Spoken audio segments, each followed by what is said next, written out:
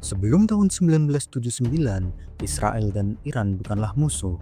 Bahkan mereka punya hubungan yang lebih dekat dibanding kebanyakan negara muslim lain.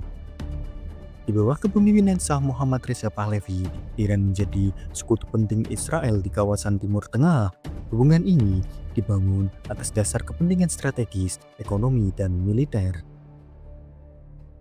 Israel sejak berdirinya tahun 1948 menghadapi isolasi diplomatik dari banyak negara Arab. Untuk mengatasinya, mereka menerapkan doktrin peri-peri, yaitu mencari sekutu di negara-negara non-Arab seperti Iran, Turki, dan Ethiopia. Iran cocok dengan strategi ini karena posisinya yang kuat, sumber daya energinya, serta hubungan baiknya dengan Barat. Kerjasama militer dan intelijen menjadi inti hubungan kedua negara. Israel membantu Iran membentuk dan melatih Safak, dinas intelijen rahasia yang terkenal efektif sekaligus brutal. Di bidang militer, kedua negara terlibat dalam proyek rahasia seperti Project Flower, pengembangan rudal balistik canggih. Meski rahasia, proyek ini menunjukkan tingkat kepercayaan strategis yang tinggi. Ekonomi juga menjadi perekat hubungan. Israel mendapat pasokan minyak mentah dalam jumlah besar dari Iran, sementara Iran mendapat teknologi pertanian, peralatan industri, dan produk-produk manufaktur dari Israel. Jalur perdagangan ini menguntungkan dua belah pihak. Bahkan dalam diplomasi, meskipun Iran secara resmi tidak mengakui Israel untuk menjaga citra di dunia Muslim, hubungan mereka berlangsung intens di balik layar. Kunjungan pejabat, pertemuan rahasia, hingga koordinasi intelijen dilakukan secara rutin. Segalanya berubah drastis pada tahun 1979. Revolusi Iran menggulingkan Shah dan membawa Ayatollah Ruhollah Khomeini berkuasa. Rezim baru ini dibangun di atas ideologi Islam revolusioner yang memandang Israel sebagai simbol penindasan dan kolonialisme. Khomeini menyebut Israel sebagai setan kecil dan Amerika Serikat sebagai setan besar. Bagi Republik Islam yang baru lahir, menentang Israel adalah bagian dari identitas politiknya. Dalam hitungan minggu setelah revolusi, Iran memutus semua hubungan diplomatik dengan Israel, menutup kedutaannya dan menyerahkannya kepada Organisasi Pembebasan Palestina. Kebijakan luar negeri Iran berubah total. Jika dulu mereka menjaga hubungan dengan Barat dan Israel, kini Iran menjadikan dukungan terhadap perjuangan Palestina sebagai salah satu pilar utamanya. Retorika anti-Zionis menjadi bagian dari pidato resmi, media, dan pendidikan. Perubahan ini bukan hanya soal ideologi. Rezim baru melihat Israel sebagai ancaman strategis yang terkait erat dengan Amerika. Dengan menempatkan Israel sebagai musuh, Iran memperkuat legitimasinya di mata pendukungnya di dalam negeri dan di dunia Muslim. Meskipun permusuhan ideologis sangat keras di depan publik, realitas geopolitik di lapangan kadang memaksa langkah pragmatis.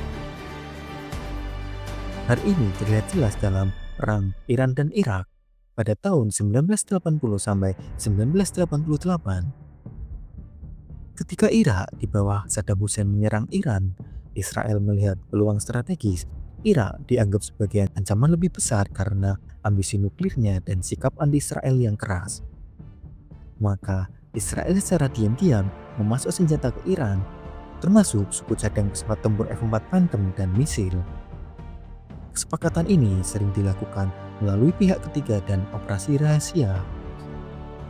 Salah satu hasil penting dari kerjasama ini adalah pertukaran intelijen.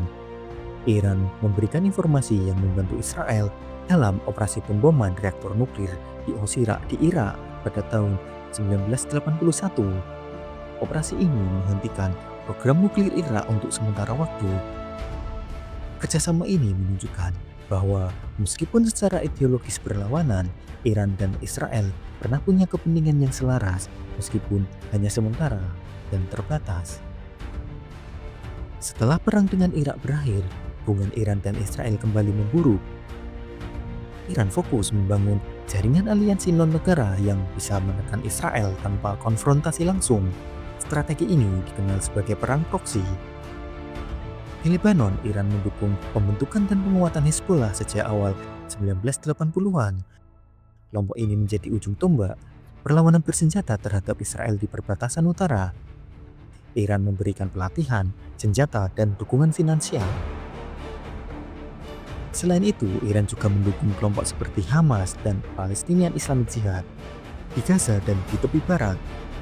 Dukungan ini membuat Iran menjadi pemain kunci dalam konflik Israel-Palestina meskipun secara geografis jauh dari wilayah tersebut.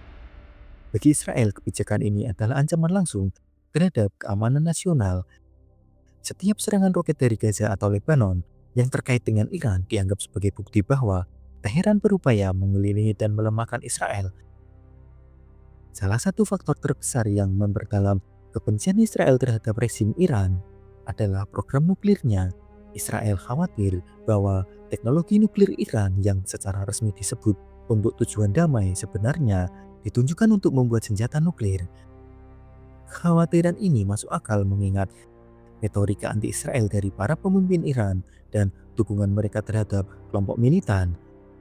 Bagi Israel, senjata nuklir di tangan Iran adalah ancaman eksistensial, sesuatu yang tidak bisa mereka biarkan terjadi. Israel merespon dengan operasi sabotase, serangan cyber, dan bahkan pembunuhan terhadap ilmuwan nuklir Iran.